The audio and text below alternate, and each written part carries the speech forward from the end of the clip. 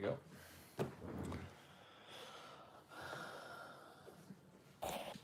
What's going on, everybody? I just had to get the. What's going on, everybody? Hang on. I just had to get the.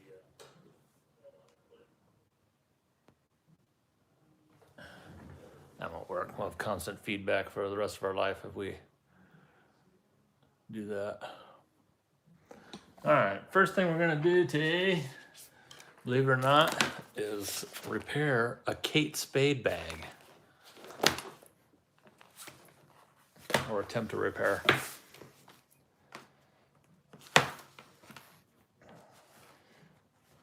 Nothing on this bag is leather. This is all PVC, I'm assuming.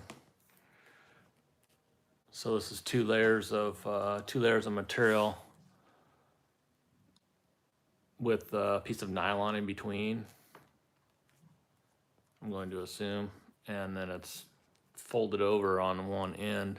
It's really hard to see, but there's the damaged part. So basically what they've done is, from the factory, they took left the two layers out, or unstitched, and then this piece comes back over and then tucked underneath there, and then they stitched it closed and then edge painted it, I guess.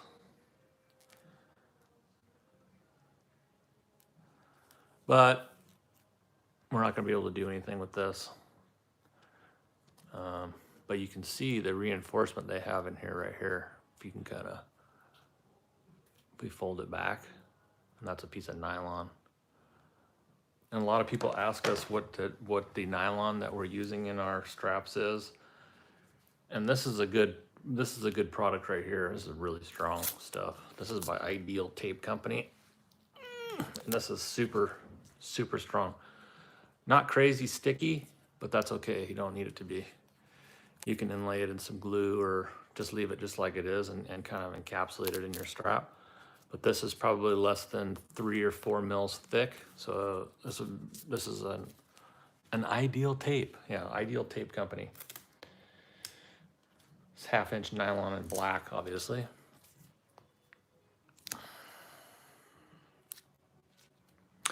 So anywhere you have a strength issue in your bags, belts, straps, whatever the case may be, especially with chrome tan leathers, you're going to want to have some sort of reinforcement. Now you'll see, like, this is an anchor that we use on our handbags right here. Even though this is still full thickness, you're talking about 4.5 ounces, so thick. It's pretty strong. This leather is full veg, but it still stretches a little bit over time. So what I've done is, there's a piece of nylon that actually loops up and around in here, which will keep the the majority of your, basically it's giving you all the strength, because the nylon comes back from this side all the way around to the other side there. So you're not just relying on the leather to give you the strength for your connector. Somebody else had asked me where we get our connectors, and those come from, with the screw-on post, those come from, tip of my tongue.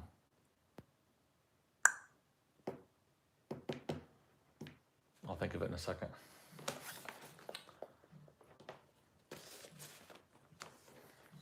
It's right on the tip of my tongue. I can't even think.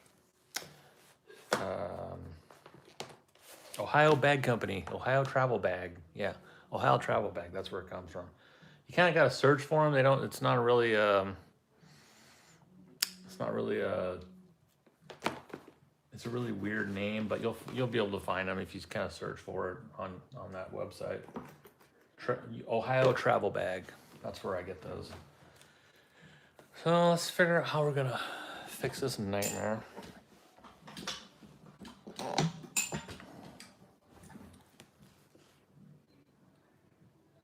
Hang on a second. I gotta get Shelby to turn down the. Hey, Shelby.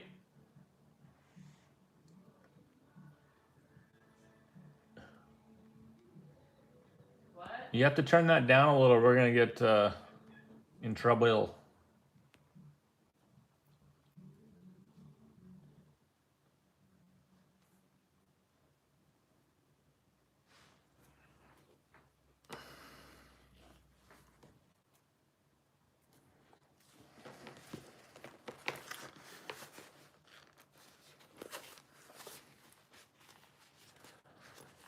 I don't usually do this kind of work, but this is a favor for one of Shelby's former colleagues' wife's bag. I don't know. She always ropes me into this kind of crap. I hate doing this kind of work. But you can see how they did this from the factory. And I don't know, honestly, she must have snagged this on something because I have no idea how they would make that fail. Unless they're just putting way too much weight in there, but I don't think so. I think this probably got caught on something. So honestly, what I think I'm gonna do is just wrap this around like this. I'm gonna cut all this crap off. I'm gonna wrap this around.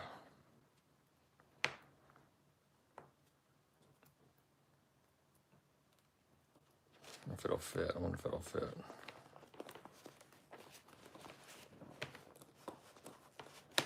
It won't even fit. Okay, well that's not gonna work. This is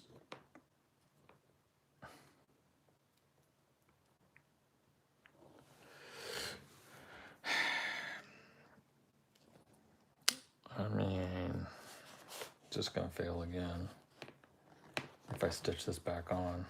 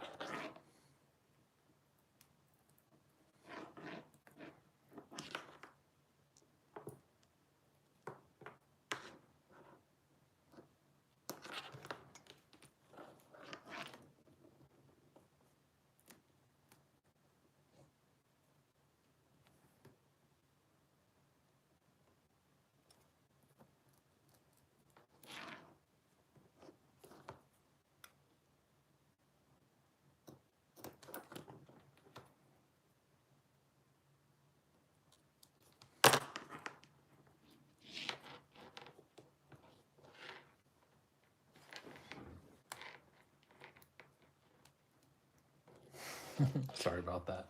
Let me back this out a little bit. That's why I have that monitor set up over there too, so I can see what I'm doing. So I apologize about that.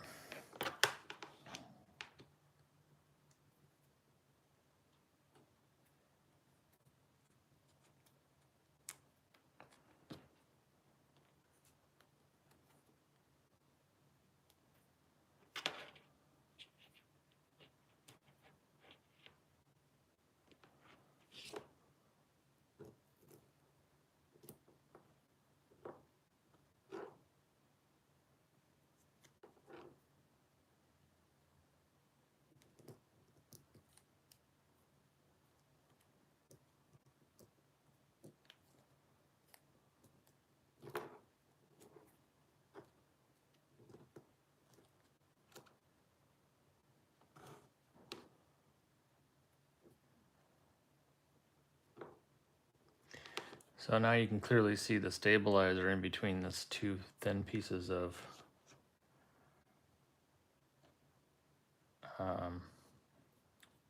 vinyl, I guess is what this is.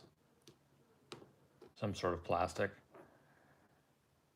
And unfortunately, I won't be able to use this little flap anymore because now it's perforated by that stitch line right here.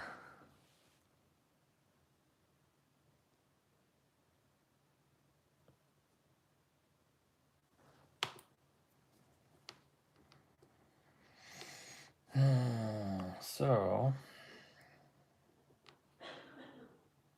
what I'm going to do is we're just going to cut this off.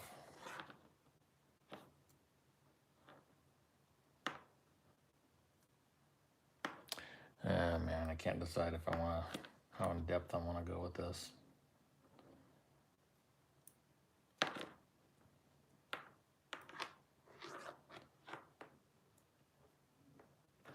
This needs to be narrower if I just want to fold it over, stitch it on, and put a rivet in it and be done with it. That's what I really want to do.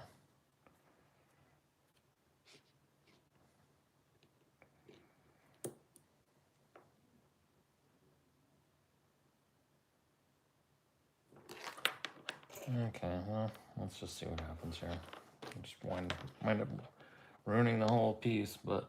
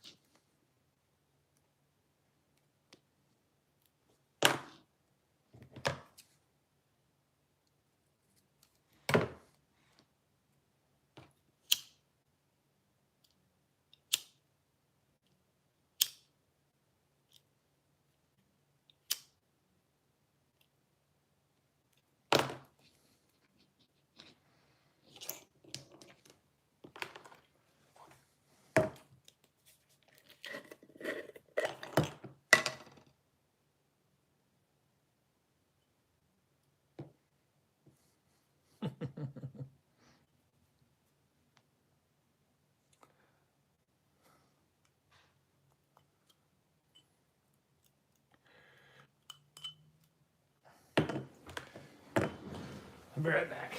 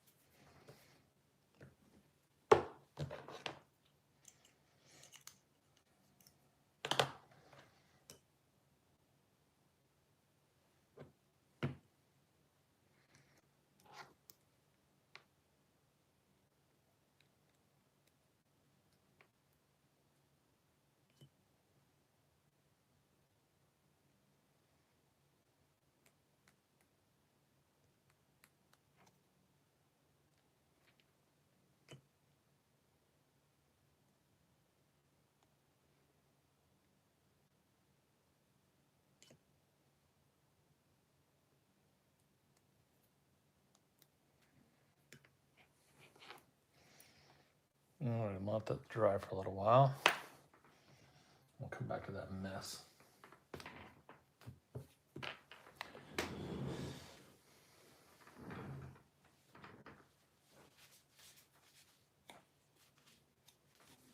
I mean, really, it would probably just be easier to make a whole new strap than to mess around with it. I don't make straps like that. Obviously, there's a million ways to do it, and that's not one that I would recommend, but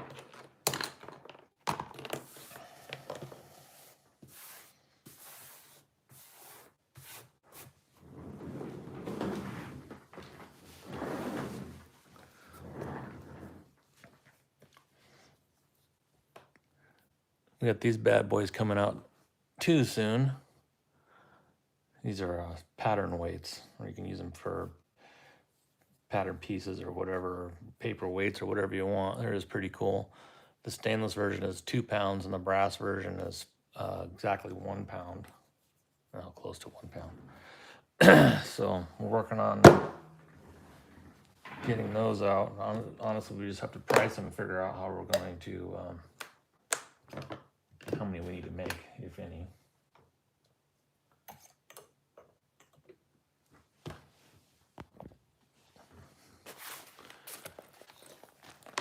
Let's set this aside for a moment.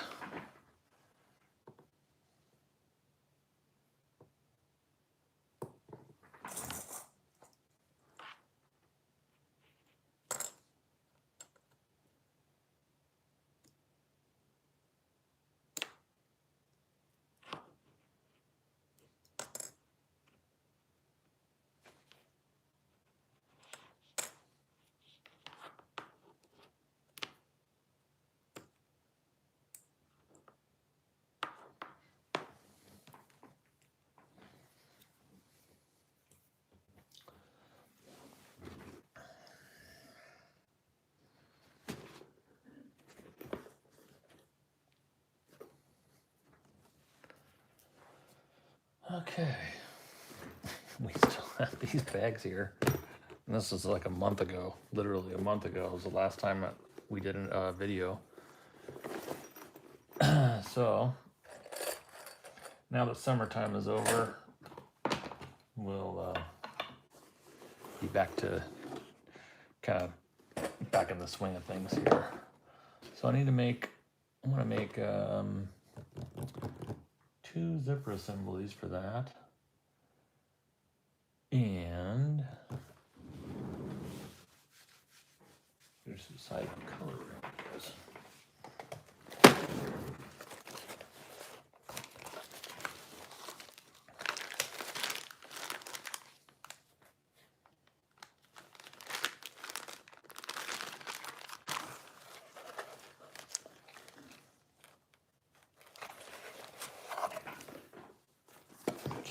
Antique brass on that one. That was black on that one. Black number 6 on this guy.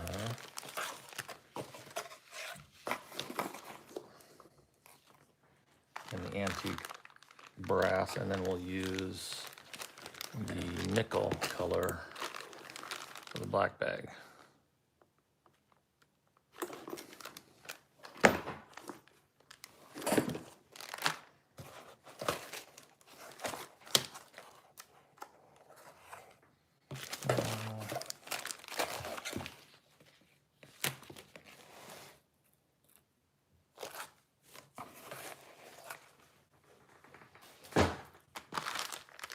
So that's number 6 Riri in the nickel and in the brass. And then I have some top stops. And then there's a couple options for the rear zipper stop. I've been using these metal pieces that you can, most bag makers are buying. But maybe we'll use some leather. Let me get rid of this guy. What are you doing up here? You're not supposed to be up here. Say hi to Jada. Say hi, Jades. Okay. Goodbye. Bye-bye. Yep, I know, bye-bye.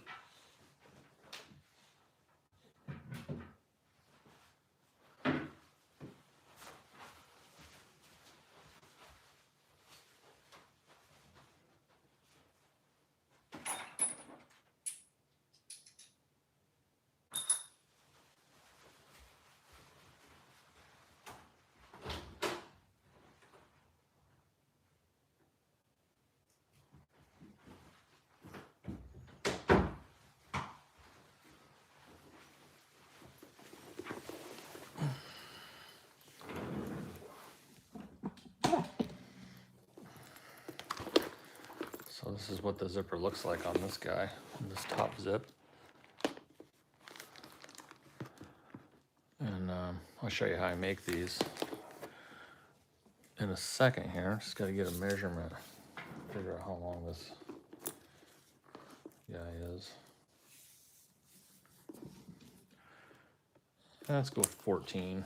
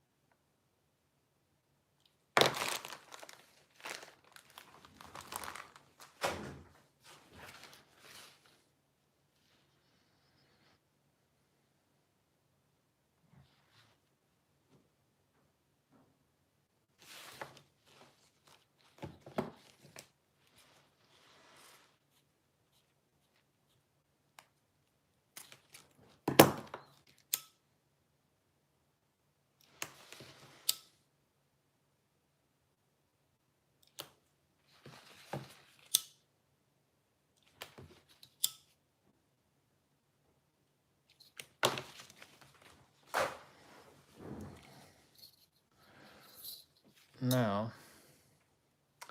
on this one, you can see that the, I don't know, first dozen or so teeth are removed. And that's exactly what we need to do on the other one. A couple ways to do that.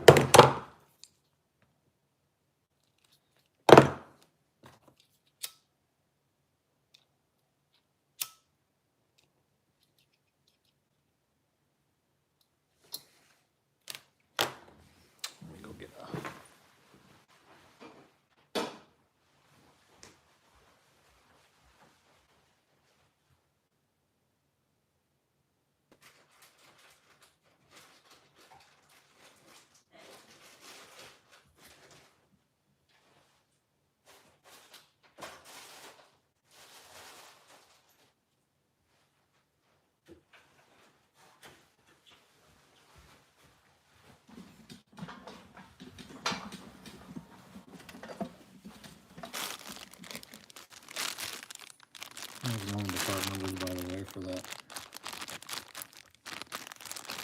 These are the black ones. These have a spring pin. I kind of like these. A little difficult to use, but I kind of like these ones. Part number P-1580-VLK. And then here's the normal. Oh, is this the normal ones? I don't know if those are the normal ones. Anyway, they call them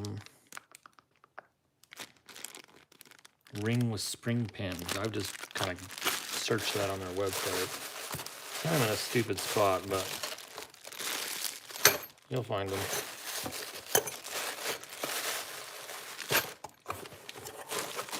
Okay, now we need to find...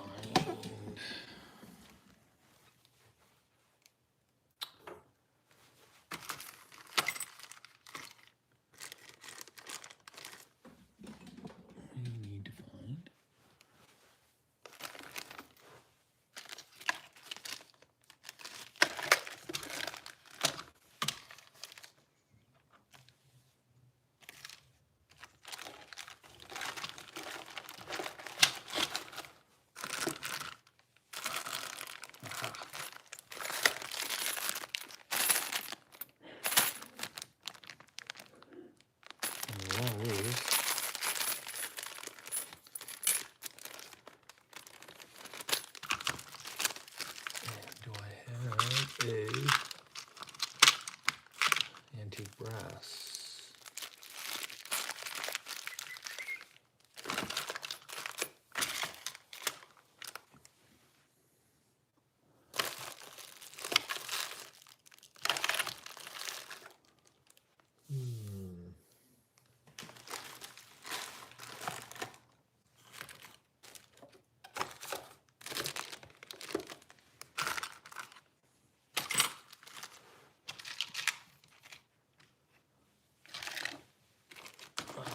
What's this?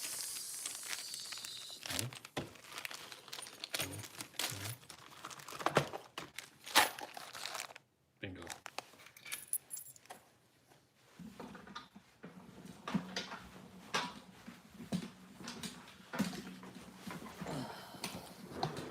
That was a lot of work, wasn't it? So there's a number 6 in nickel. I'm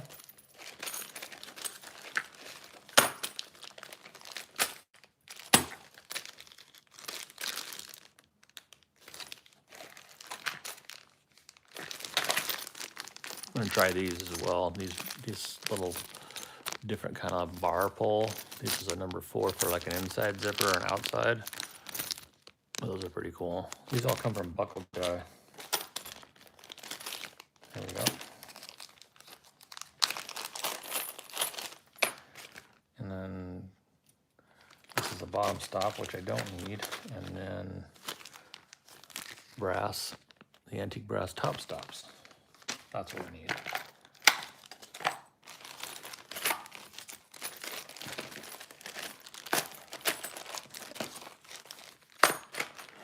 To pay attention to where we put. That's what happens when you don't work up here enough. You just forget where everything is.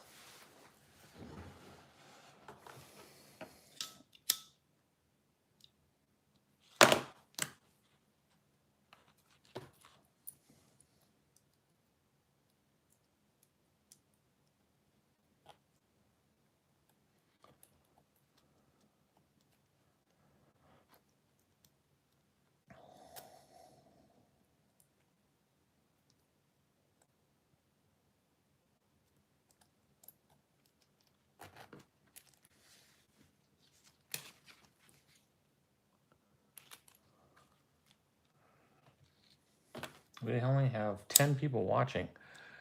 Well, somebody go and share this feed on one of the sewing groups, would you? Preferably like Sew Whatever.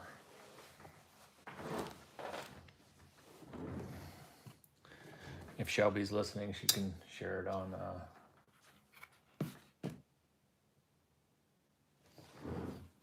the Flutter page.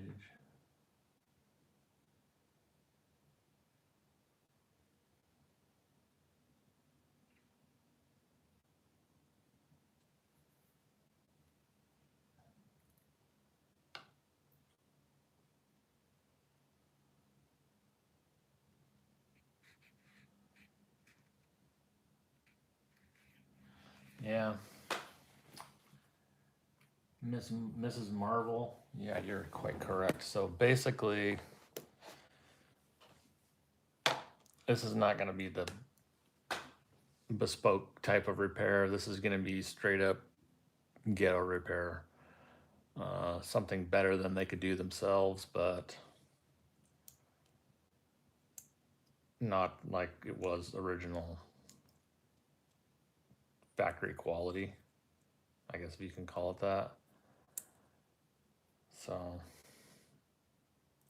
and to be quite honest with you, she won't care anyway. And wouldn't care if I spent all day trying to fix it. It would probably be easier just to make new ones.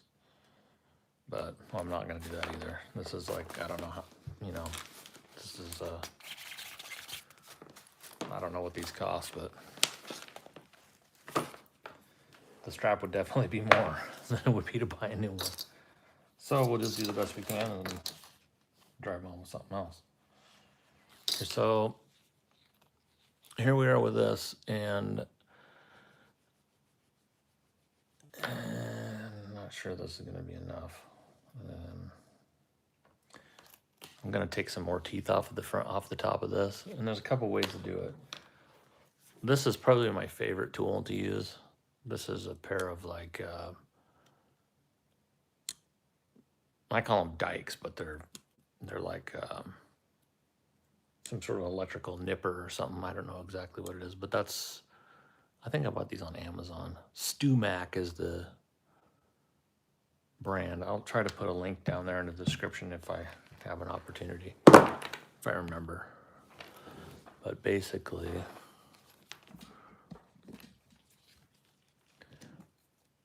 we can just grab onto like the first couple of rows here and just cut them off.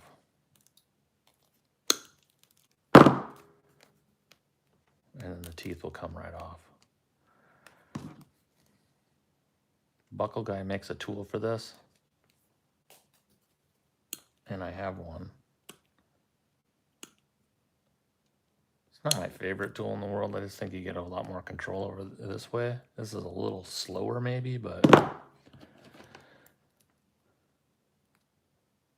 you have to be real careful not to tear off this the tape itself or nick it.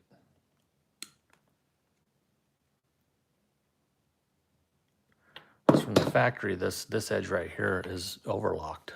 Oops. This edge has an overlock stitch on it of some sort. I might be wrong about that. It might be just cut with a heat knife. It kind of looks like it's overlocked, but I don't know. I might be wrong. I might be folded over and like heat bonded or something. But at any rate, they've done something to keep it to fray, and it does have a little bit of extra material here. So my assumption is that it's overlocked. Another thing I like to do is just take my Sharpie marker here, kind of line up the teeth and then mark one. So I know where to stop cutting.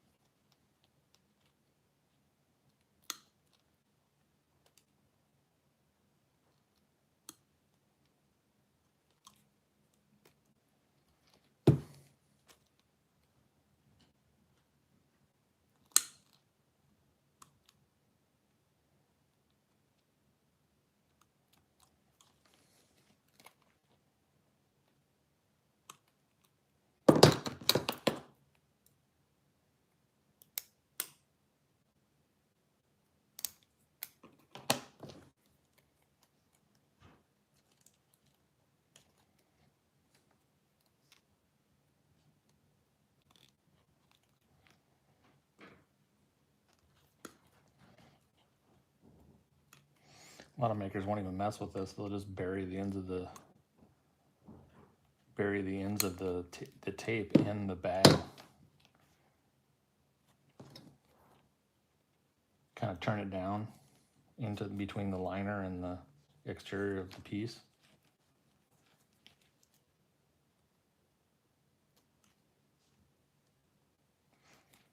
That's one way to do it. I'm not saying it's wrong, but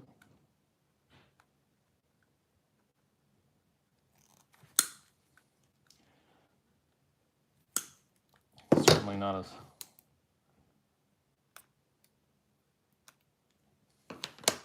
time consuming as this. And honestly, if I wasn't trying to capture all of this on camera, it would be done already. I'm trying to keep everything in the frame. Usually not this difficult. It's tedious, but it's not this difficult. All right, one more. This one. And then this one is done. Yep. Okay. So now, what we're going to do is, the goal is to wind up with a nice finished edge here. So the way I'm going to accomplish that is bond this down on the end. So the ends will be turned at 45 degrees. And then we'll bond that down and then turn it one more time onto itself. Down 45 degrees, so you wind up with a square zipper like that.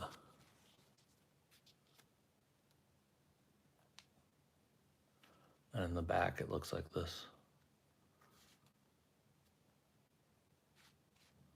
Hard to tell on this black tape, but you get the idea. Let's do that.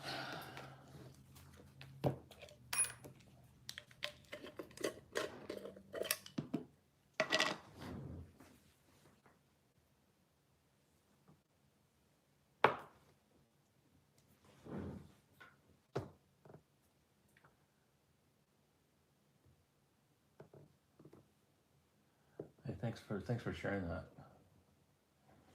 Mary.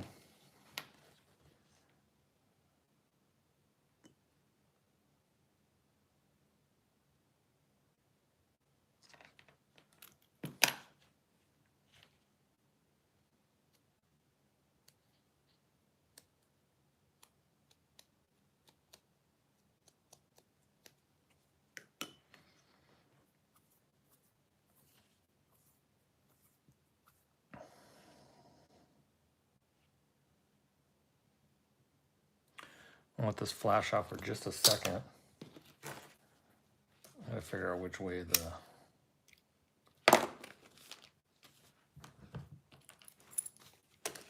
pull needs to go on this one.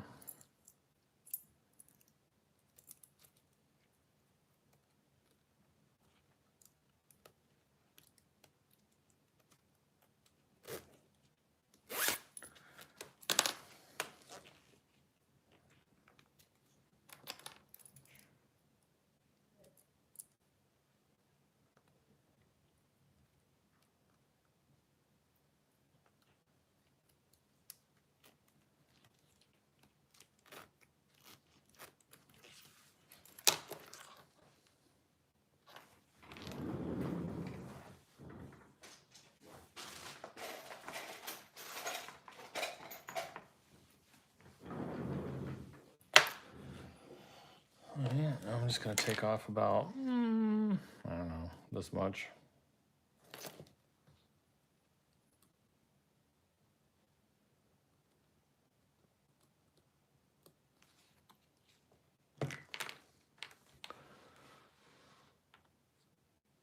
So now we'll go over and try with the buckle guy tool.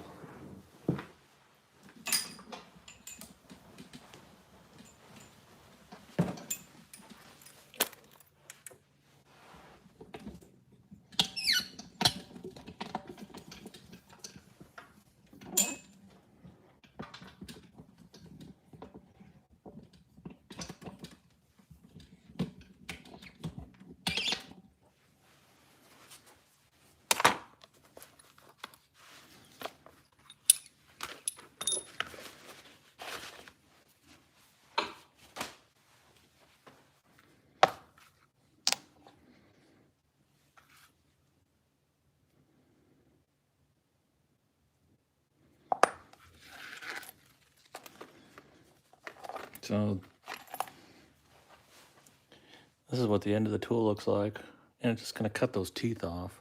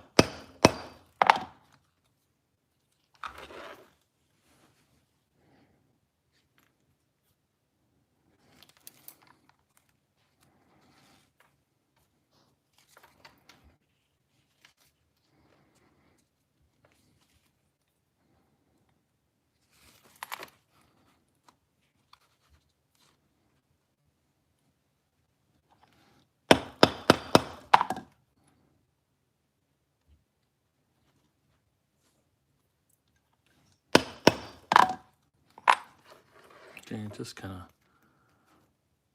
it does an okay job. I just think you get a lot more control out of doing it with pliers.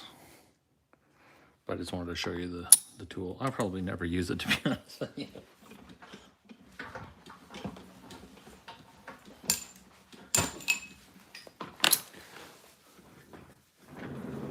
But I like tools, so that was kind of cool, interesting looking. So I picked that up a few months ago.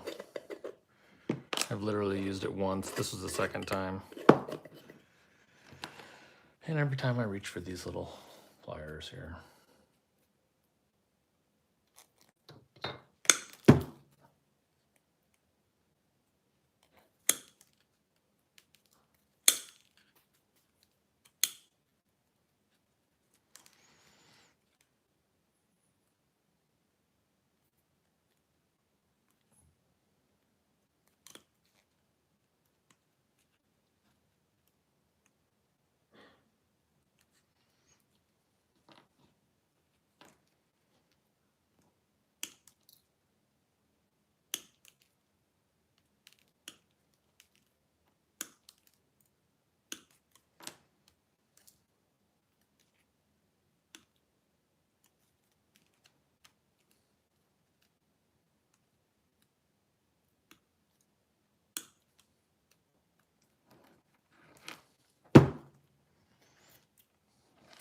So what I kind of like to do is I'll grab, let me get these out of the way first.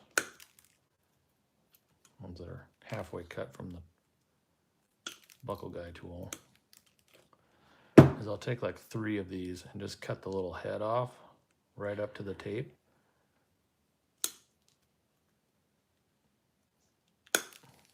And then come back at an angle and just snip off the rest of it.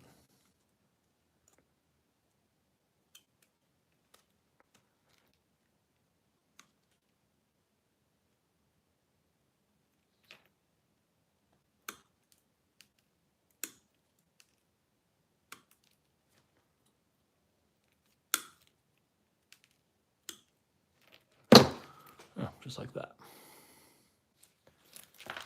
Let's make a mess, but you certainly don't have to do that. There's probably a million other ways to do it, but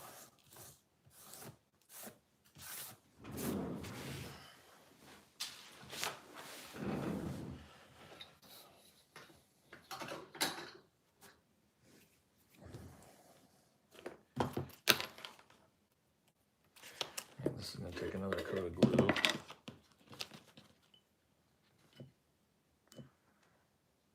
For those of you that are using contact cement, what I recommend doing, especially the Weldwood, is you get buy 2 containers. Buy the small little jar that you can get, and then the quart size maybe. And then, well, here's a, I don't know if I can get the lid off anymore. Here's an example. This is totally dry now, but if you download it into a small container, you can kind of leave the lid propped off a little bit and let the glue thicken up. That solves 2 problems. One of them, it kind of lets the air or lets the glue dry out a little bit, so it's stickier. And then secondarily, it makes it less stinky too. But it will dry out, so you need to be, you know,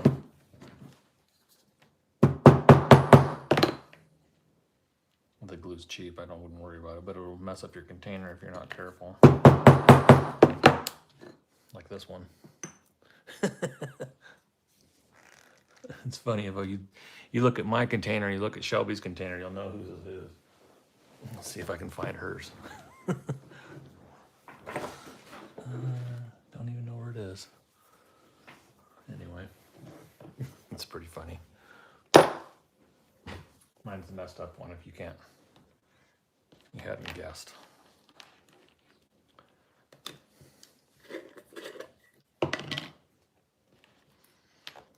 All right, we have half of them dog-eared down, so now I'm just gonna glue that top piece. And then,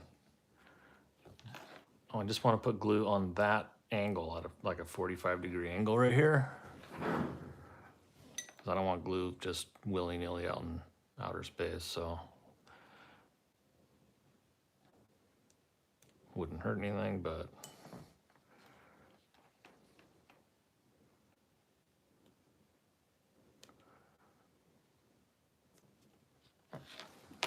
okay.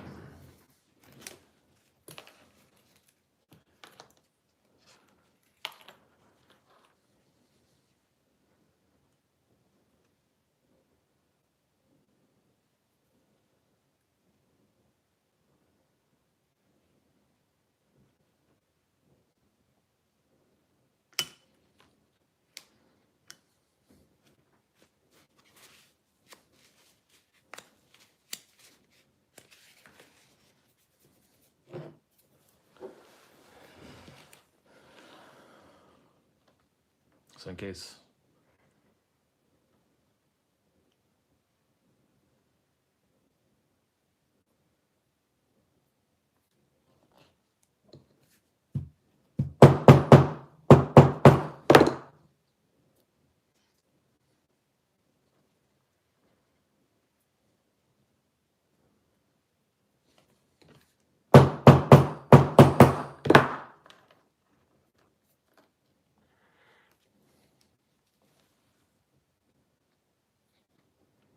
nice and square, nice finished edge on there.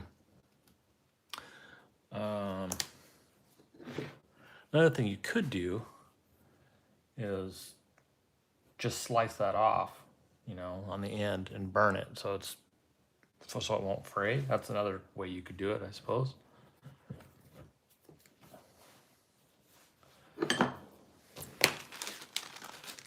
Okay, so to make this look like a factory zipper, we're gonna put these top stops on there, and just basically all it is, you know, if you look at any jacket or bag or anything with a zipper from, you know, a factory, they have these little stops right here. And then just basically what we're gonna do is it fits over the tape, and we'll just crimp it on there using these CS Osborne crimping tools. These little crimping pliers. You could use pretty much anything really, as long as they're narrow enough. So we're just gonna put this on the tape and crimp it down.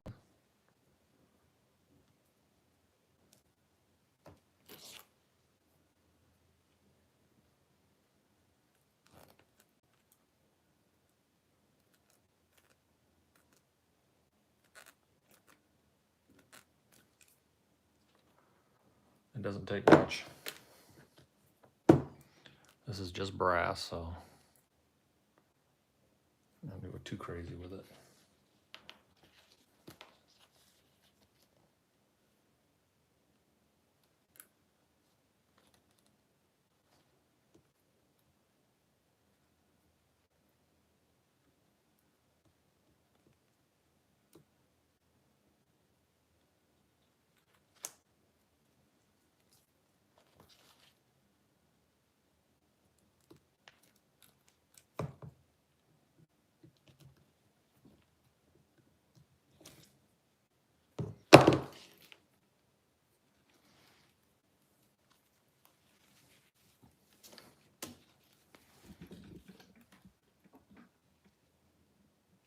Okay. There's one.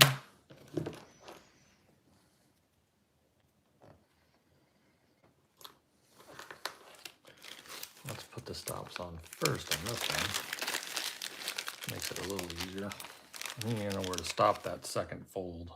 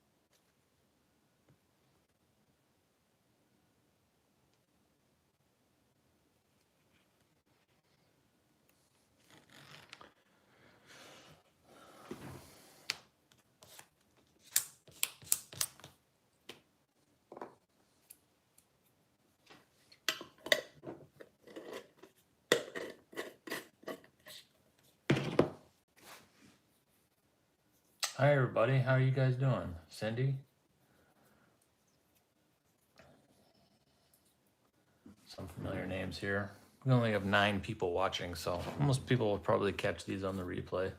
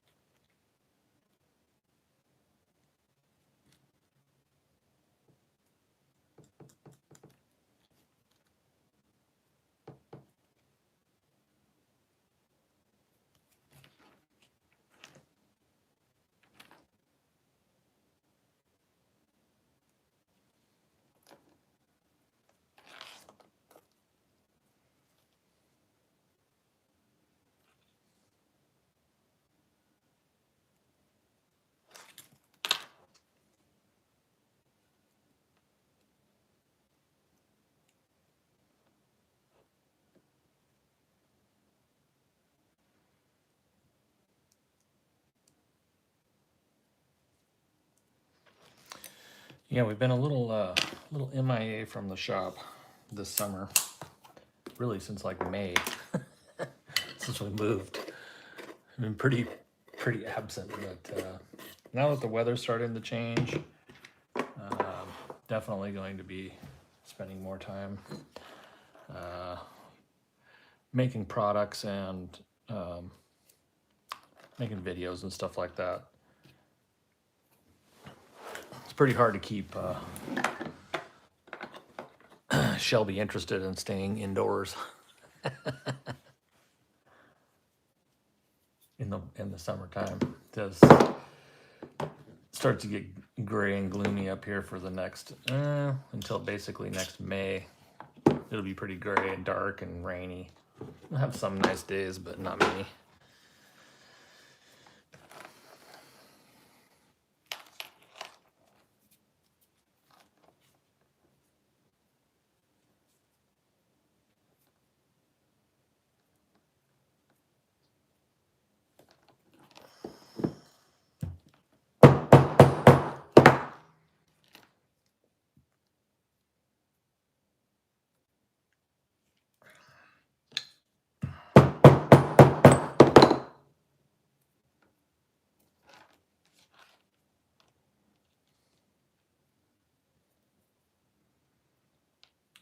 Yeah, it's been a while, Cindy. We've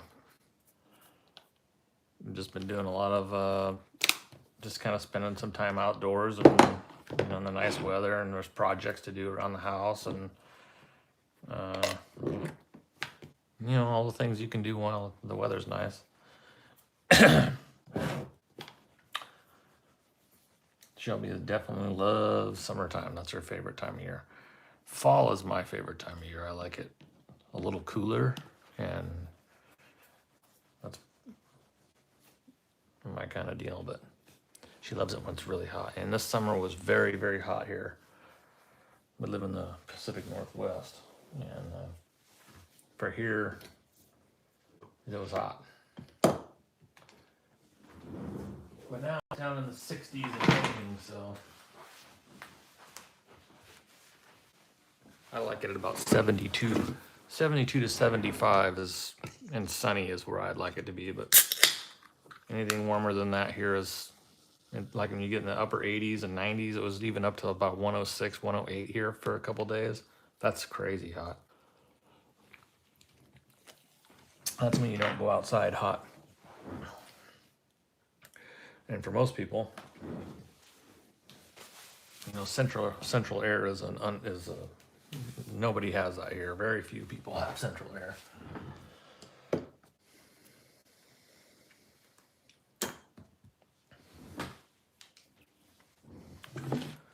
All right, so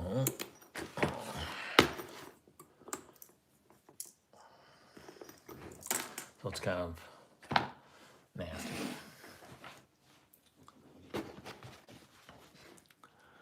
That's the wrong liner. That goes in the brown one. But before I put these on, I gotta remember to put the strap connectors on, otherwise we're gonna be in big trouble. This is the liner for this one. It's kind of a, I don't know what kind of vibe this is. It's kind of a,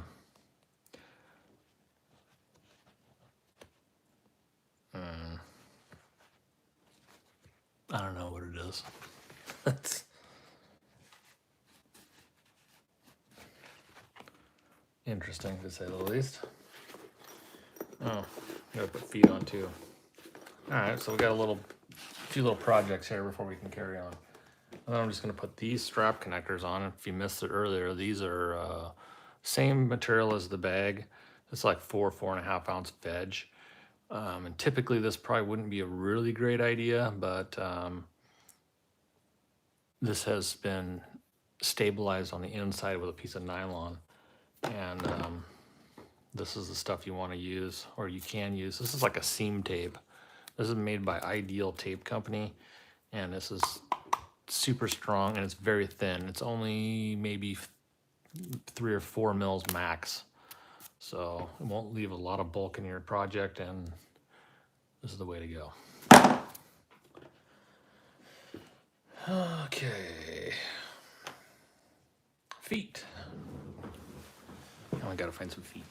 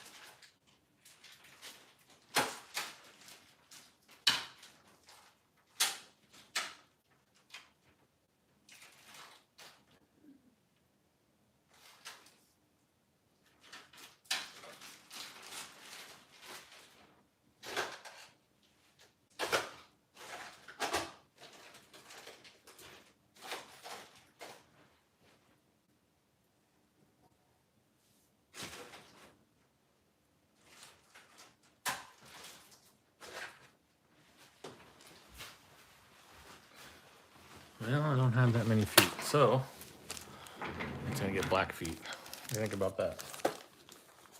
Sound good? Pretty much all I have. And some. These are, what are these? ½ inch diameter, maybe?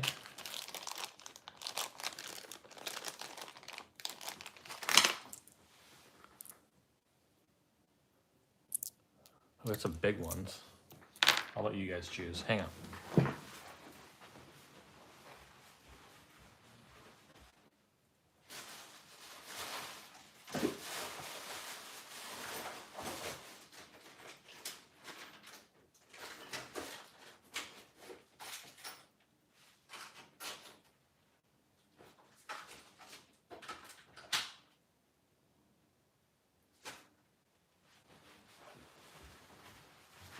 I got these super chunky monkey ones. I think these are 3/4 inch.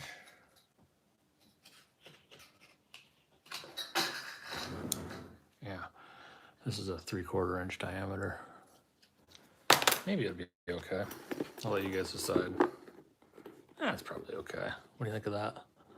Is that too big? I only brought one.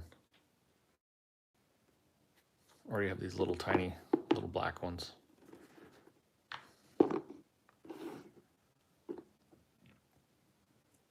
Use the black ones.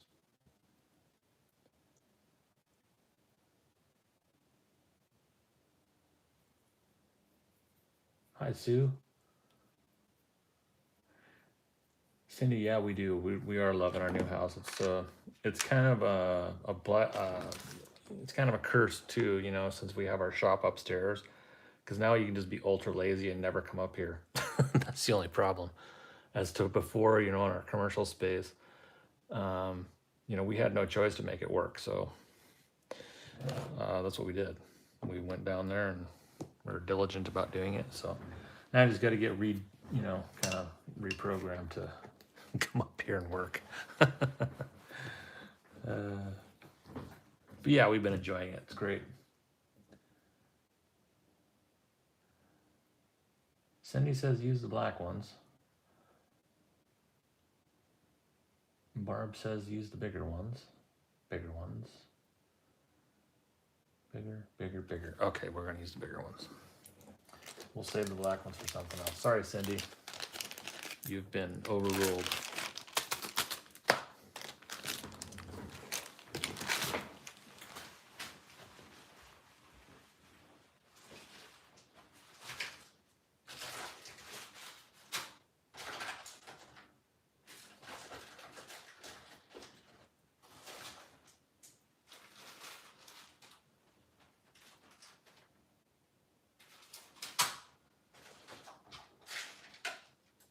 Oh, well, there's only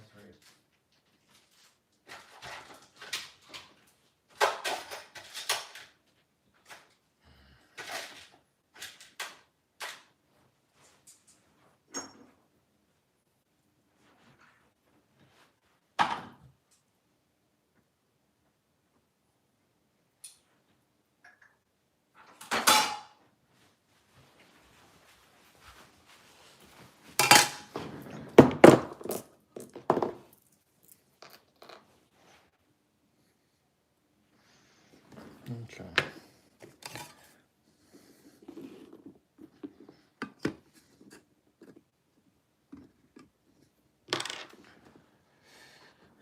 Oh, let's see. Where are my 1 in 17 zillion Amazon silver pencils?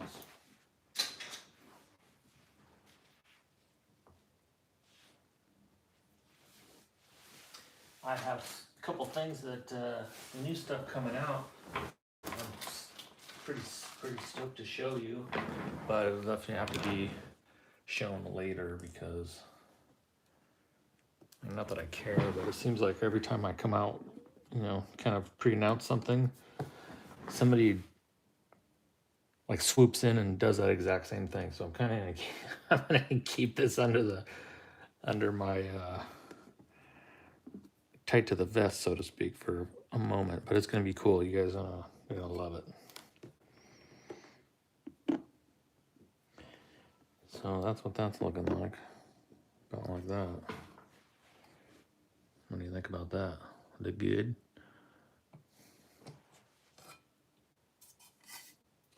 I know, you're right, Cindy. You know what? Let me hang on just a second.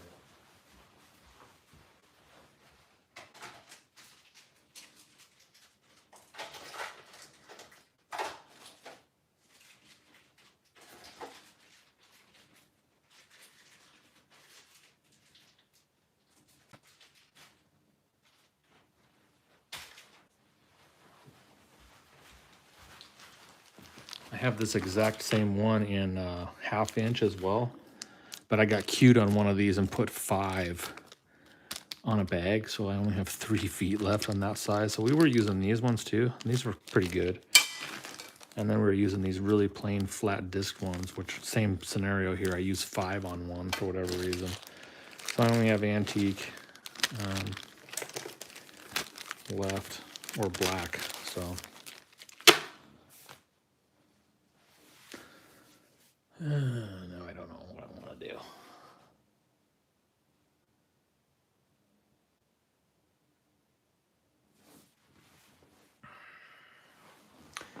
Okay, let's see.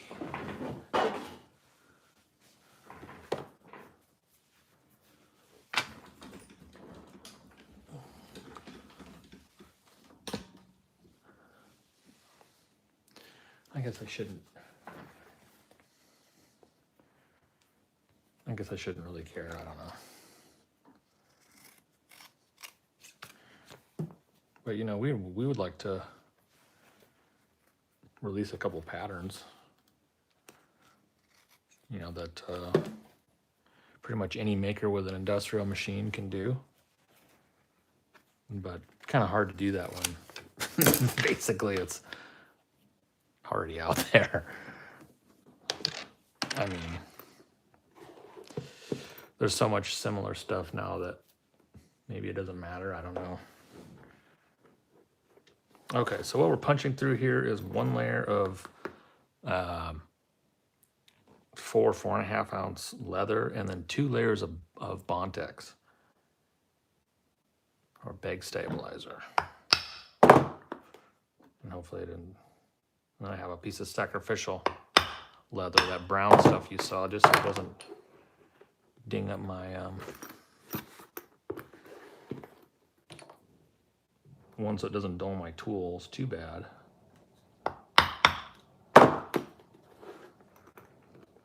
See there, the tool can just go into that little leather piece instead of the end of into this little piece of wood.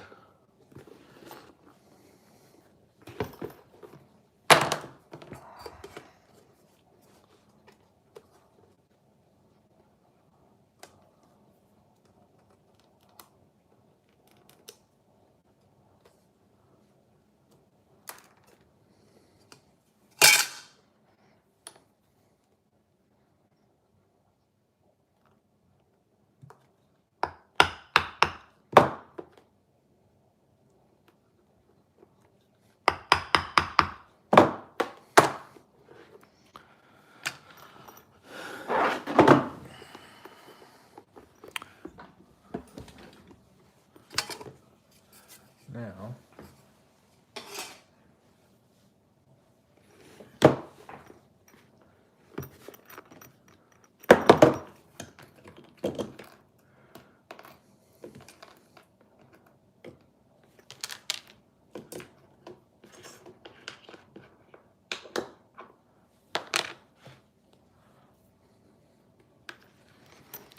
This is a 9/32 post length.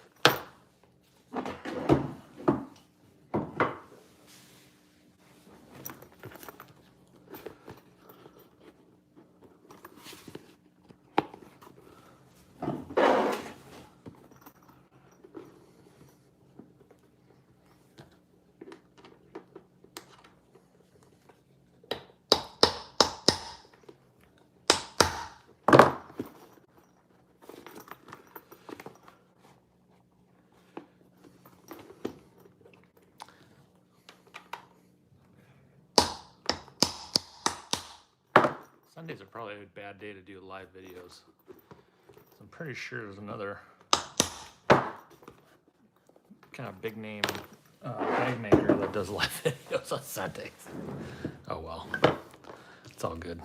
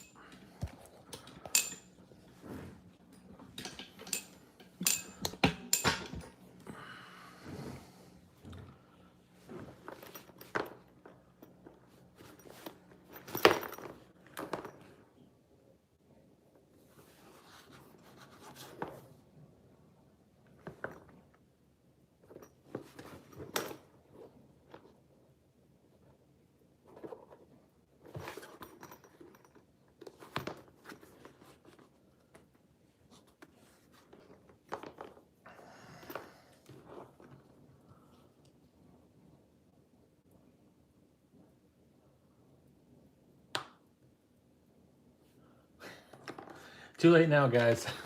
It's the Chunky Monkey feeder on there. Definitely a nickel. It's gonna have a nickel zipper on there though. So I chose to put the YKK zipper in the back just to kind of keep the cost down a little bit. That YKK zipper there, super proud of it. So the more expensive materials I put into this, the more expensive the bag gets, the more difficult they are kind of to sell at this size, at the price point, at this price point. So we have to kind of, you know, not put, gotta keep our costs at bay a little bit.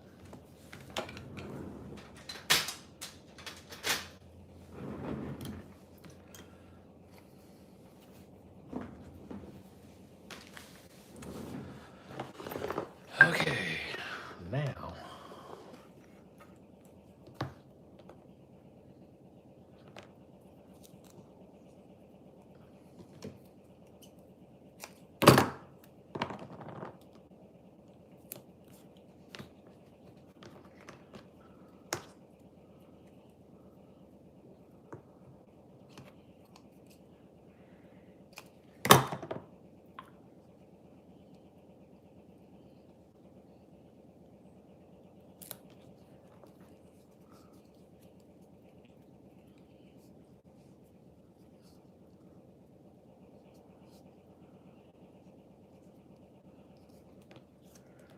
I'm definitely going to be ordering some more. I'll order some more of those feet, and we'll do make another time that we'll put some of the black ones on there. This one doesn't have any either. Maybe we can put the small ones on this one just for it's a bit of a contrast in size, just for fun. So you have the kind of basically the same shape. You probably can't see that very well. Or the flat ones.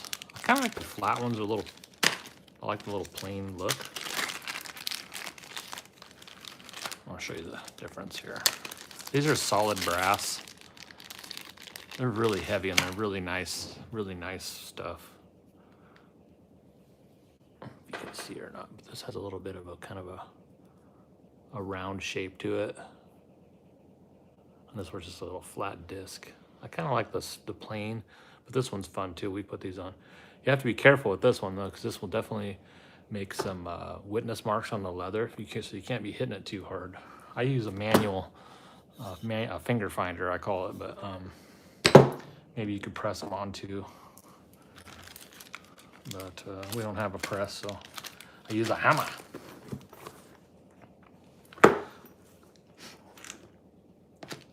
Okay. I guess instead of doing that, we'll just. Well, the feet aren't installed on this one. That was dumb, Garth. You should have.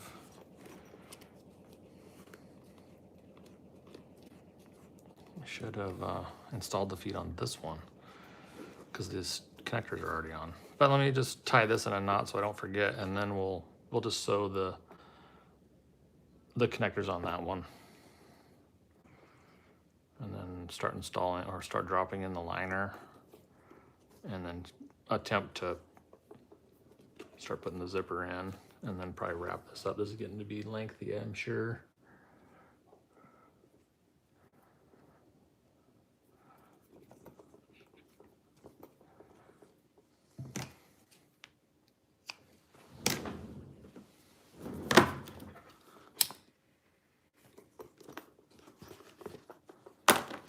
So never, like on this one, I like to just start and stop the stitch in the same hole. That way when you're done, and in most cases you can do this, you know, especially since we use this contrasting thread on everything we do. That's kind of our signature look. I know a lot of people do it, but we always do it. So you want those to look as clean as possible. So I like no back stitching at all. So I just pull this through on the back side and tighten a knot, and then good to go. Doesn't matter what it looks like on the back. Try to keep it as nice as possible in case someone ever needs to take your stuff apart and repair it and they don't think you're a total sham master.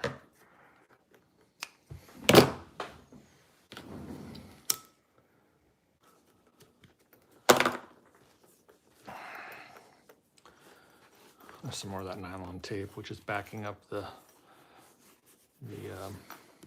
badge there.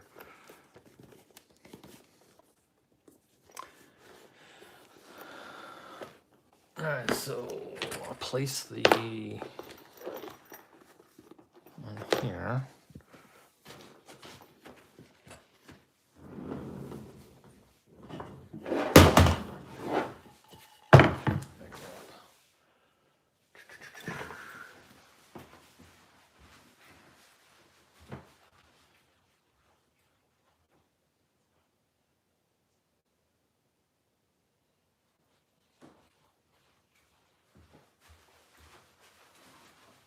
I just remembered all my clamps are in the garage from the last project, so we're going to use this tool.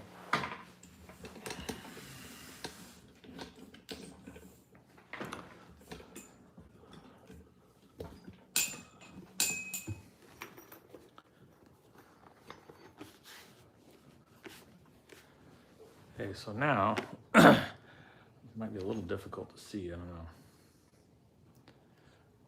Maybe not. What's going to be critical here is to be able to, I need to have a little bit of space at the top stitch this to the last operation. So you just need enough room for the foot to go past there and it doesn't get hung up in my machine. And then also I like to have the D-ring just hit the top of the bag like this.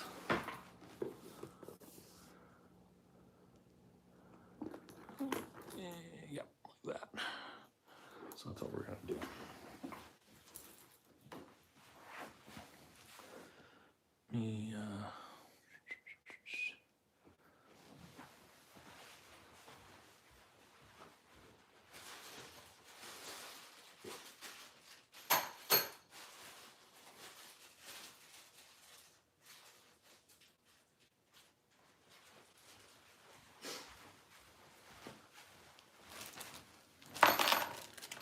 I've been using these things a lot. These are really great because you can do all the work you want, and at the very last minute, you're going to install these. Now, this comes in a couple different flavors. This one happens to be a spring pin, so you don't have, this is not threaded on either side. One of these posts here is fixed, and the other side is spring loaded. It's a little tough to put in, so basically you just kind of like get it in there the best you can, and then push the spring down, and then push that pin underneath, and then that's what encapsulates the pin in that piece of hardware. Pretty good. So that goes on at the end, and that'll look like this, essentially. I just need enough room for my foot to go by. So I'll do a little mirror. I'll grab a little jig so I can do it the same every time.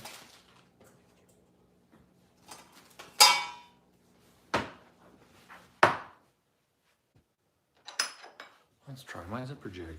See if that works. Oh yeah, that's perfect. That's what we're gonna use. I can't see because I'm too short. So let's see. I need a clamp. I'll be right back, you guys.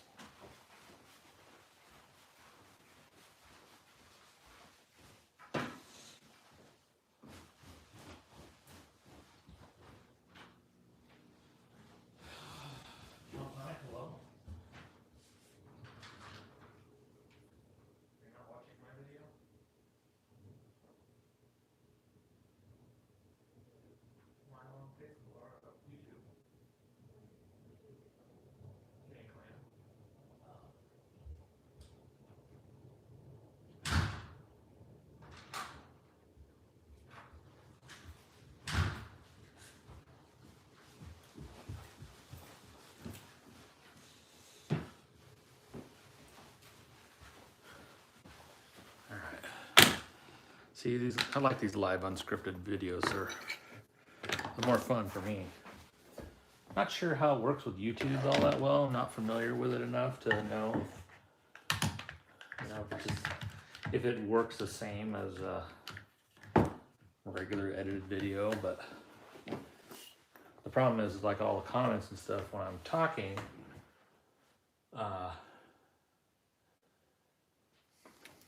doesn't make sense later because they don't show up for some reason, which I think is stupid, but hey, what do I know?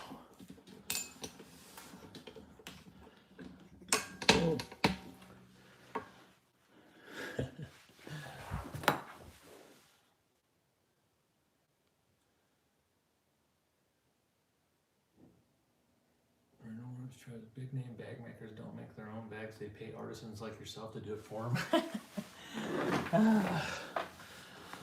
You're probably right. I was talking about Sarah Lawson. She does Sunday videos. Seems like a nice lady. I don't know her. I've never spoken with her. She did feature this tool on her Notion of the Week or whatever a few weeks ago, which was really cool. I saw the order come in for it, and I'm like, huh, I know that name. That's cool. And then she did a review on her Sunday show on her website or on YouTube or whatever. Well, that was pretty cool.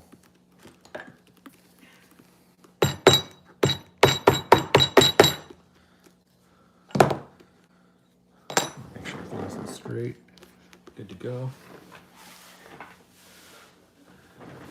Cindy says,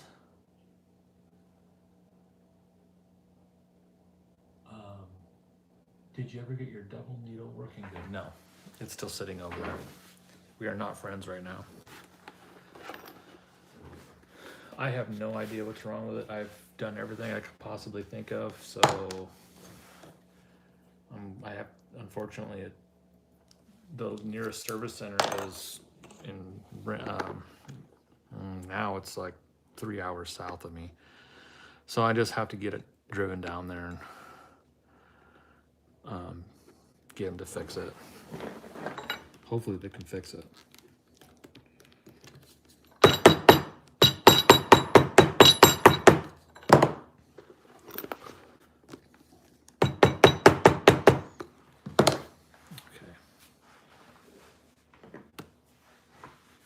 Let's get the other machine going here. Hopefully it runs.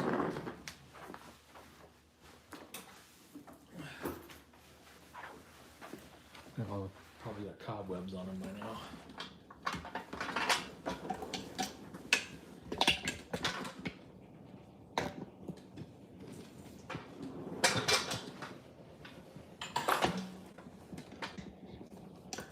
I guess this is the only problem with doing live videos. This is it's like amateur hour making videos.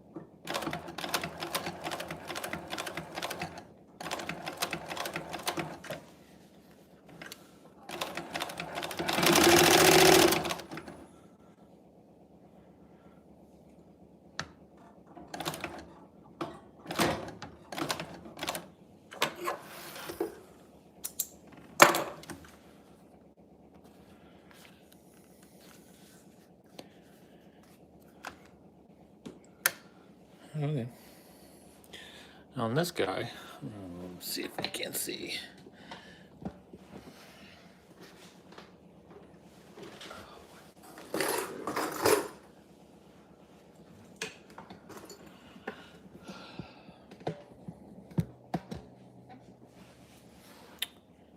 I have a magnet down here. This little disc. And so I'll take the top thread and the bottom thread and do this. You can do this on anything, flatbeds, cylinders. Do this mainly on this post and the cylinder. Is take the thread or the magnet and that holds my thread so it doesn't get jammed up in the bobbin. Works really good. It's a little tough doing this with. You have to have 3 hands almost to get that done if you wanted to do it in a traditional way.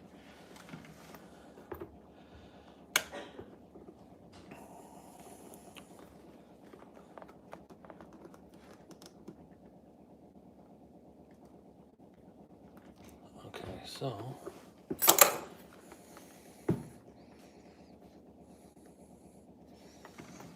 I'm gonna mic out where my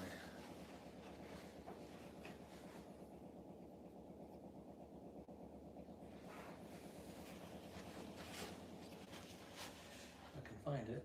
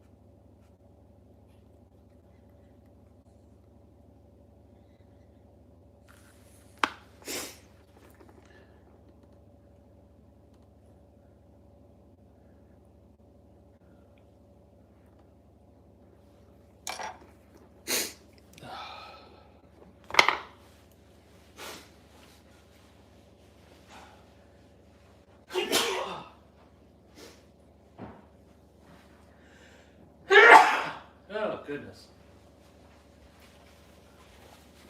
Okay, sorry about that. There we go. Let's do this.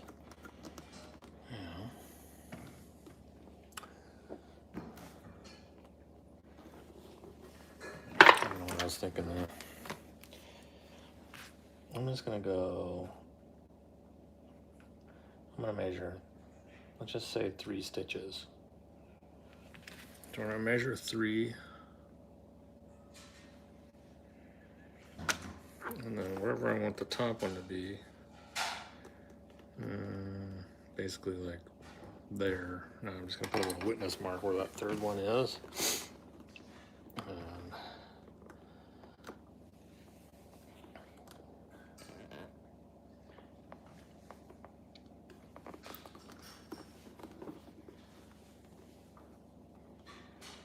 make sure both of my threads are here. There we go.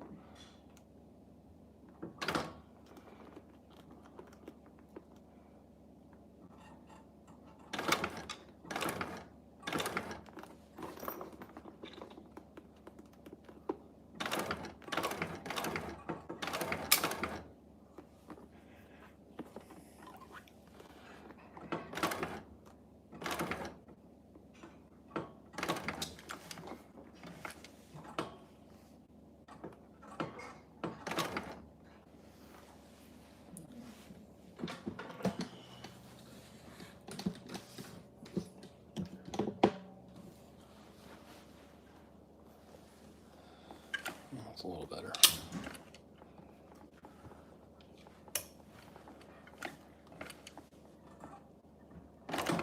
Now, this machine has a needle positioner on it, and just one tap of the pedal will go one stitch. So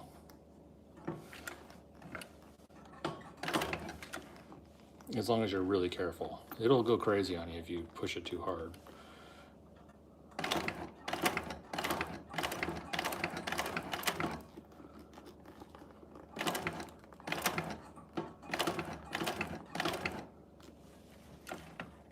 Now, I'll add one more stitch and see what it looks like.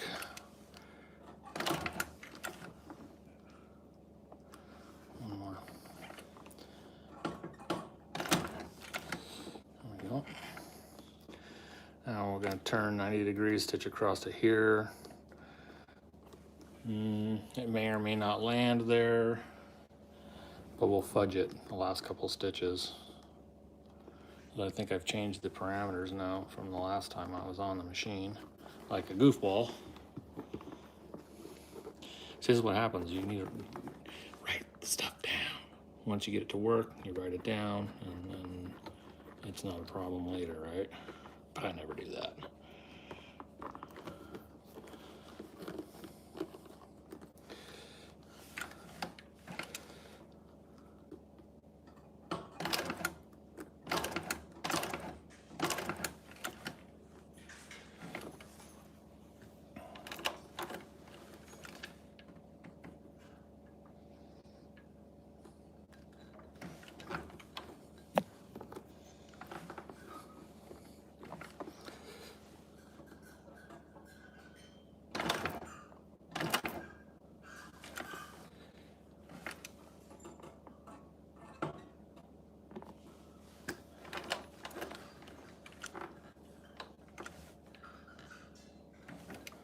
And now, if we did the math right, that last stitch, and yeah, I hand crank it because I'm chicken, should, and you see that? I don't know if you can see it or not, but it lands perfectly in that last hole there. So you don't get really crazy short stitches right there. I mean, not a lot you can do about it because unless you calculated exactly the correct SPI or stitches per inch on paper, and you know, and adjust your or in this case your strap connector to be perfect. So and then you calculate the margin on how inset it's going to be, and then the stitch length. It's doable. A little kind of OCD, yes, but totally doable. So that's basically what I wound up with. Looks pretty nice. So your eye's not going to be drawn to a super crazy short stitch there. Oh, it worked out pretty good. One more to go.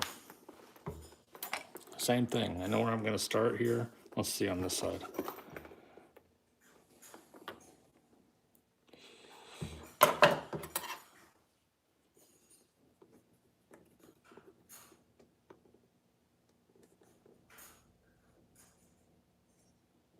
About 8 centimeters.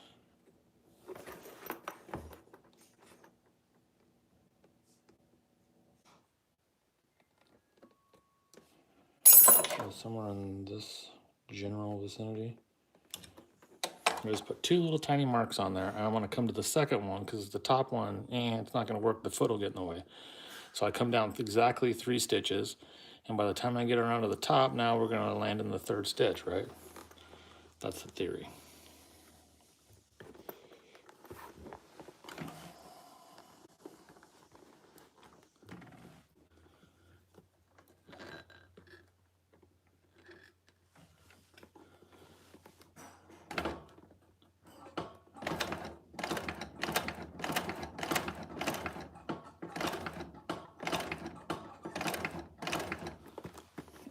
Get that out of the magnet.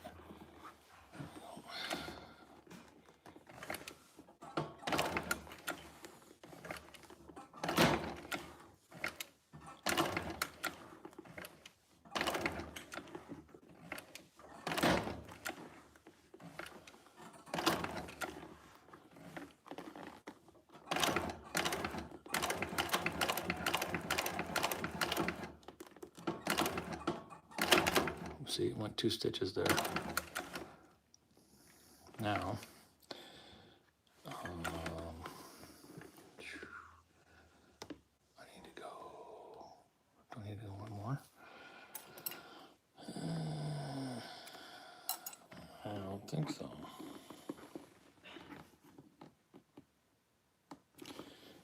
5. Yeah, let's just go one more. Why not?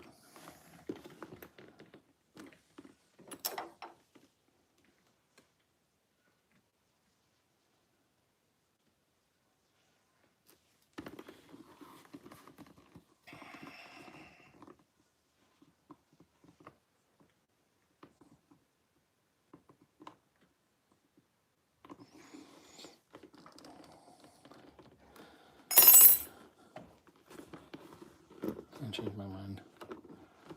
I do that a lot.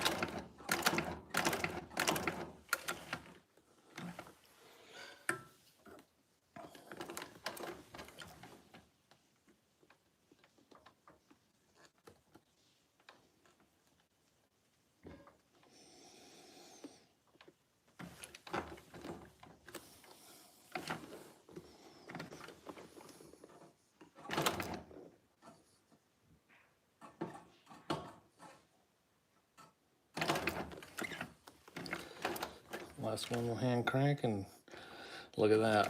It's almost like we know what we're doing. Almost.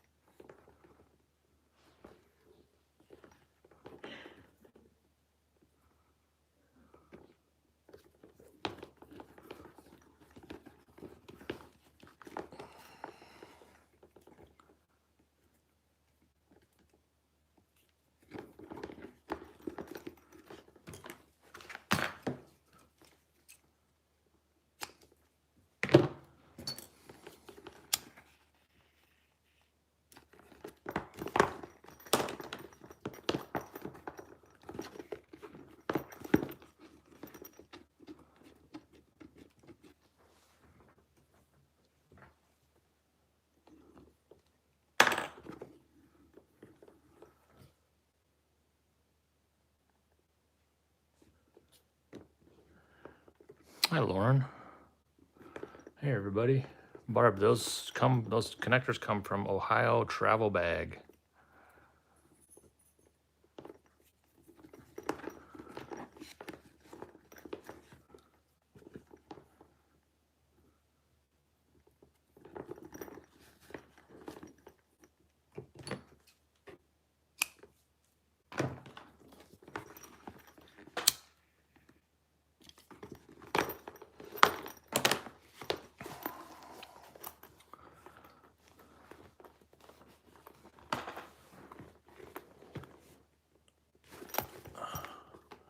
All right, I'm ready to drop the lining in here.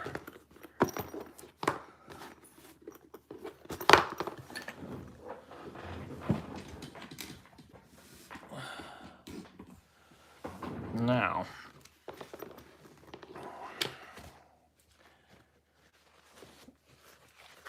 a little tidbit of, uh-oh. Uh-oh.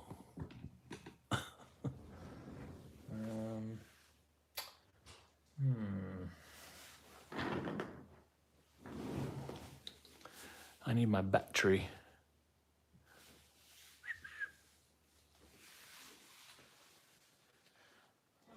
Stand by.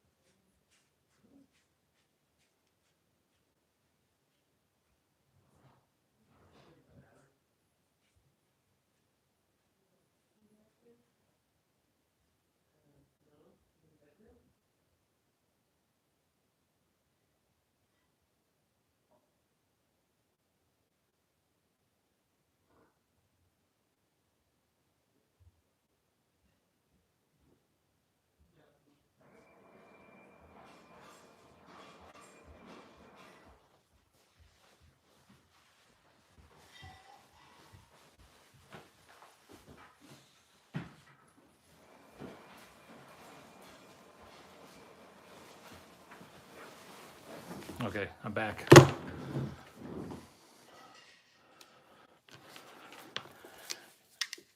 There's a problem though. You see that? That's a problem. So,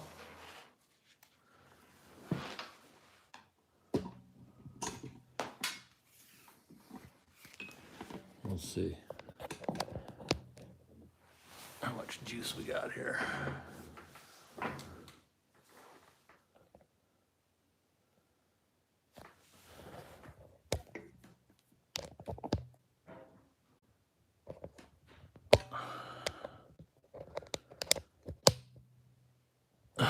Not much.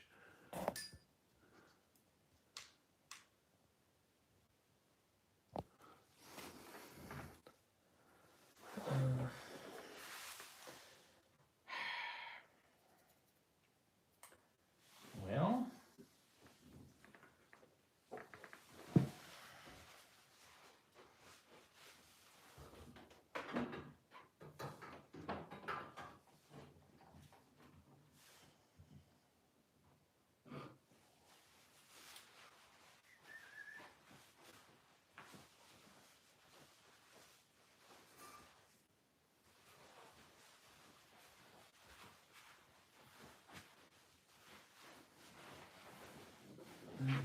extension cord, so it is what it is. When the phone dies, it dies. Anyway, so there's a little tidbit. I've given this up before, but this might be obvious to most people, but some people it's not. A lot of people ask me, how do you get your lining so tight? Well, as you can see on the inside of this bag, you do not have any seam allowances sticking up. It's perfectly smooth on the inside. Secondarily, we need to tack this seam allowance down. I calculate all my liners and such to be so I can always use the same seam allowance at like 1/2 inch. Now, one trick a lot of people will use, so you can use the exact same pattern piece, is that you would just reduce your seam allowance on your exterior, and then you sew your interior maybe an eighth or a quarter smaller or something. That way it'll fit. But I'd make the adjustments on the pattern piece so I can keep these seam allowances all 1/2 inch. That way I have plenty of materials to fold over and make them, and so it'll be flat. And so once that gets in there, I'll just see if I need to cut this off first. It's down to about, probably a quarter's good.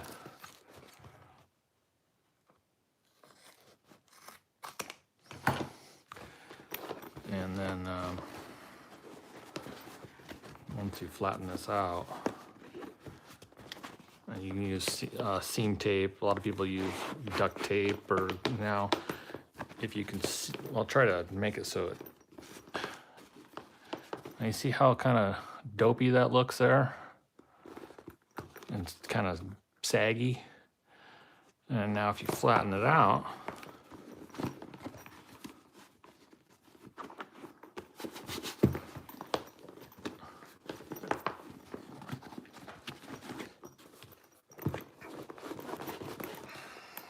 that'll essentially go away. So we need to tack that seam allowance down, and that'll make for a really nice, tight looking liner.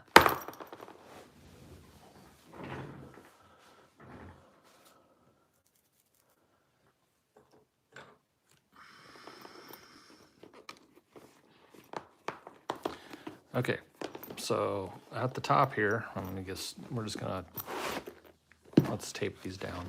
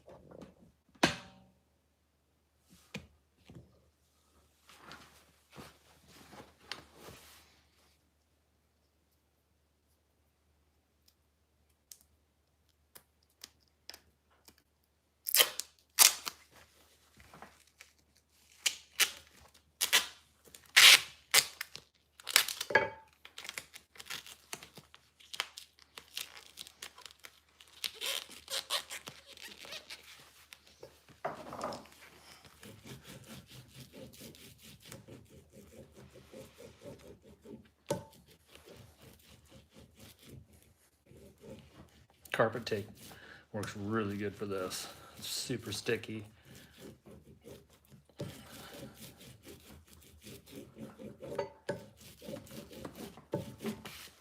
then I just pull that down really tight. And now we can drop this guy in here.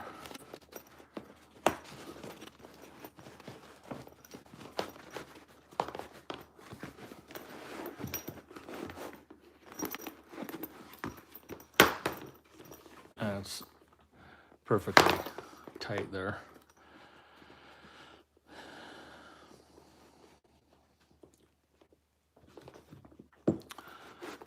But first, I need some more tape.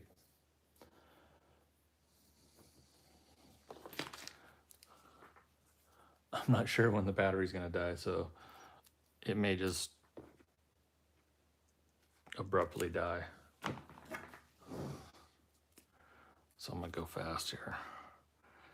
So this is intentionally long by about 1 inch at the top, I guess. So we're gonna fold this down to this mark, and that'll be the finished edge.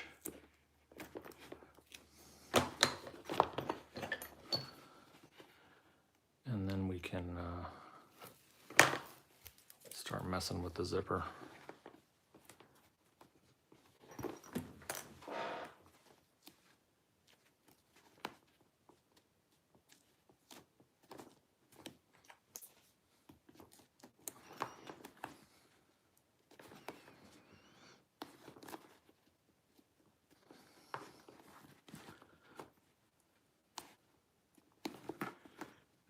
This liner was interfaced with a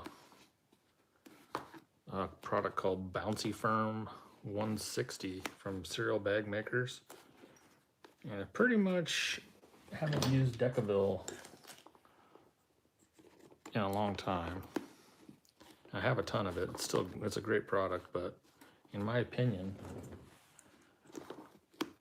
for this kind of work, this stuff's far superior.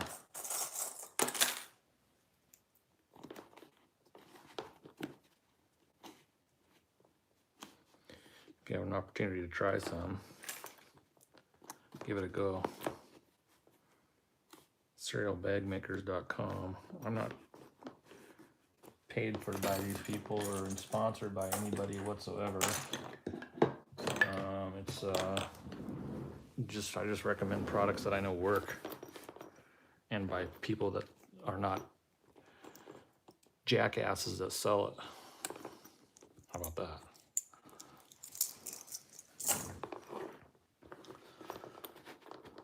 Okay, we're getting there. We're cooking with gas.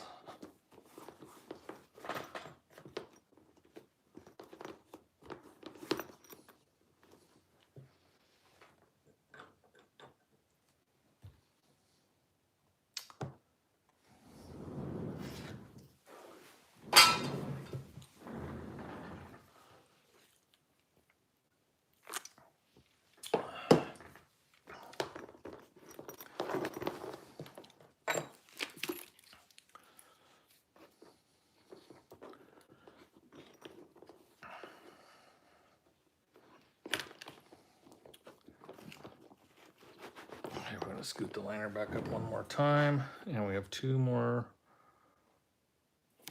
runs of tape to do here.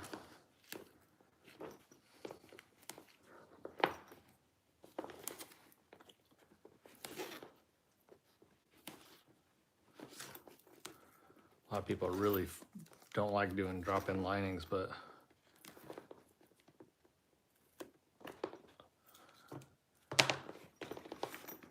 maybe give it a try.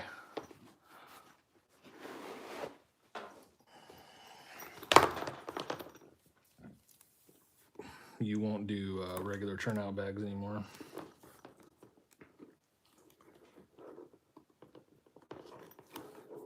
Doing it this way, there's a couple benefits, really. I think you get a nicer looking product when you're done. I think it's easier on the piece than putting all that stress turning a bag through a small pocket or the bottom. And then once you do get the bag turned, now you have to deal with stitching that piece up. Now a lot of people use a through the pocket method, which is super clever, but now you have to wad up this huge piece and put it through that little tiny hole. You know, hats off to those that can do it, but man, on my hands, I can't do it. It just hurts too bad. So I'm gonna make sure this tape sticks down good. I know where the end is, so there.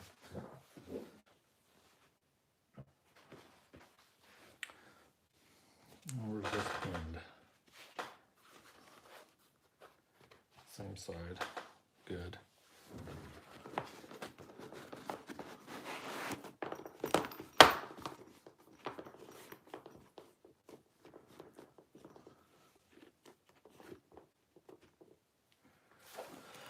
Okay. Front of the bag. close to the left. So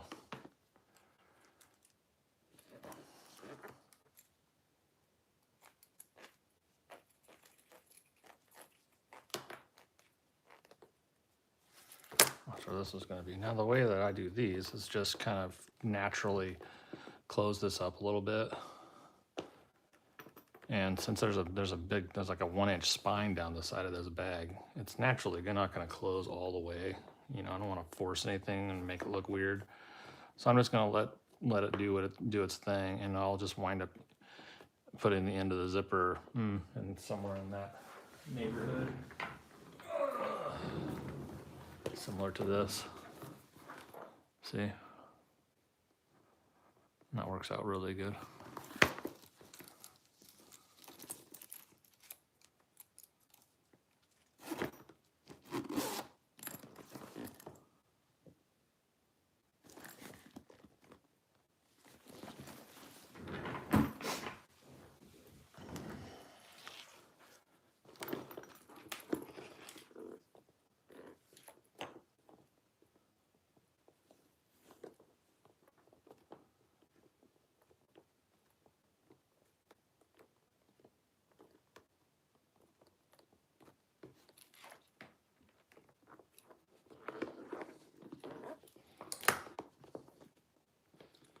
Okay, so I'm going to take the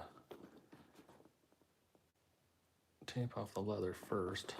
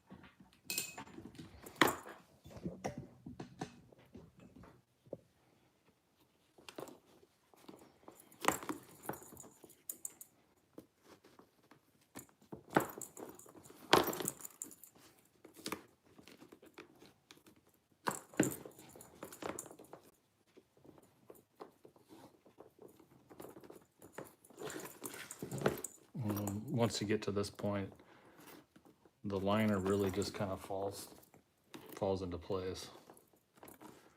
And the double-sided tape is just tacking it down just to hold it while we're stitching it up.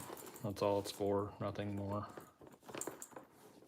You want to make sure that it's out of the tape so your pull's not going to interfere with the fabric or whatever it is. So sometimes you're going to make little minor adjustments there.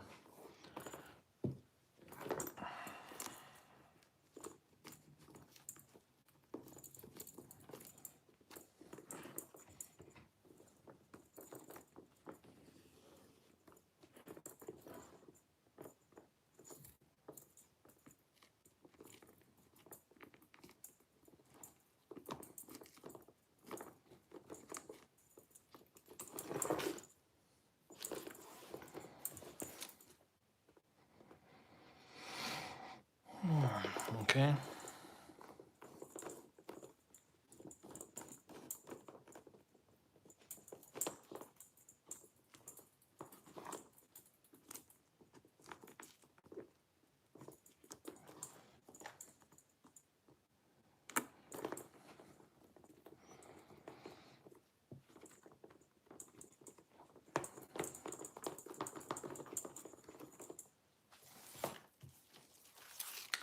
Hey everybody.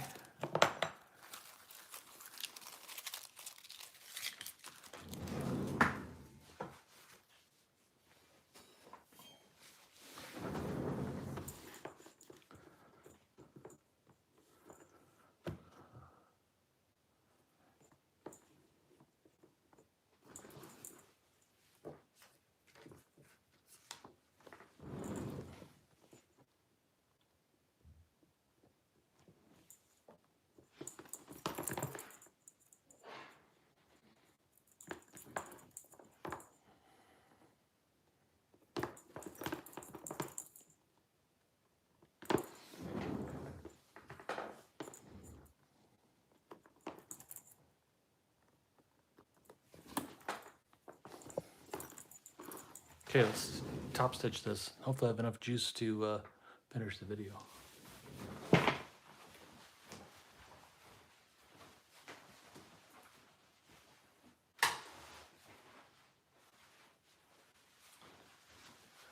don't know, it has the, this thing may die, so if it does, I appreciate you guys coming by. And if you haven't done so already, if you're not a subscriber, hey, hit that subscribe button. Also hit the thumbs up button if you like these videos.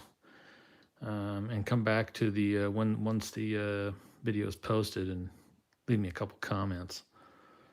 It doesn't cost anything, it's easy to do, and helps our channel grow. Well, one thing that's going to make it grow, obviously, is content, so we're definitely working on that. But I appreciate each and every one of you, and I hope you'll have a great week coming up.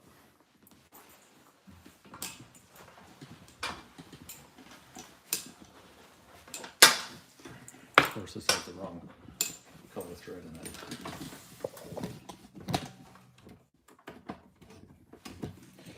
We'll remedy that real quick.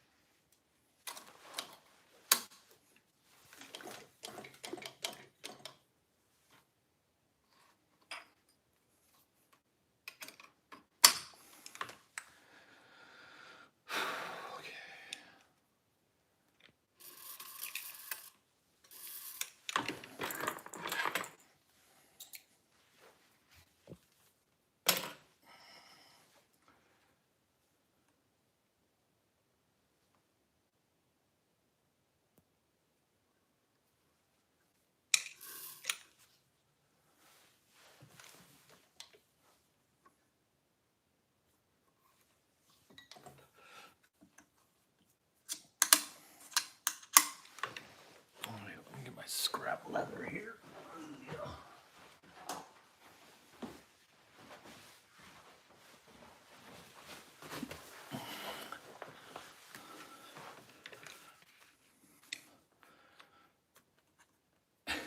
We're almost dead. Battery's almost toast.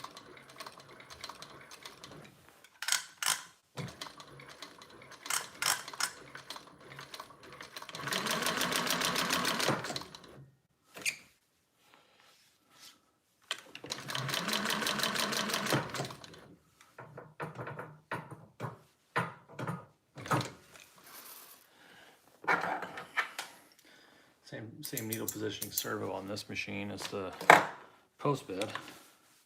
It's kind of cheating, but I like it. It looks good. All right, well, let's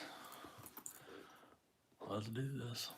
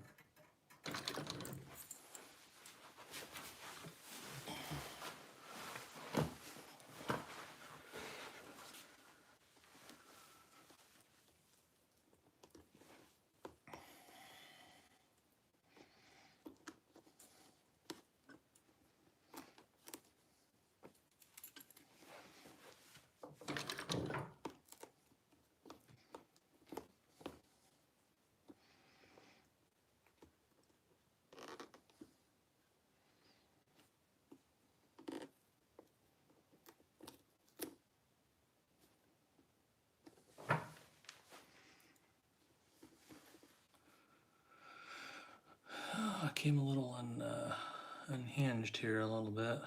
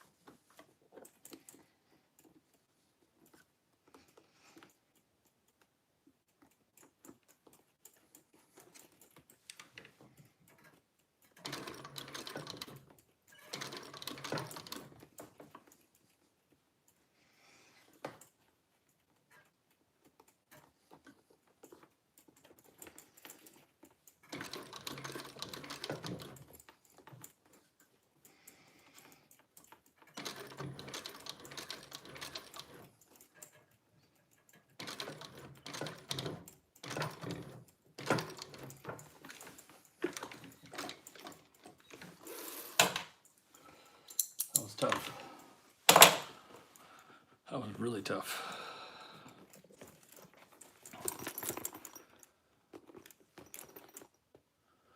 But we got it. This is 100% vegetable tan leather. It's not forgiving like chrome tan. So, I mean, it's soft, but it's not as soft as chrome where you can kind of fudge it a little bit if you have to. This is, there's no fudging. So that's it. Install the straps and good to go on this one.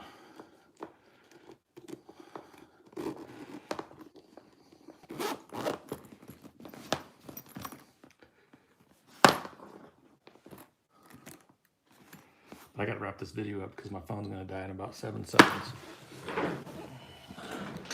Plus I'm sweating bullets if you can't tell. Whew, that was stressful. Anyway, appreciate you guys stopping by and come back and join us for the next one. Thanks.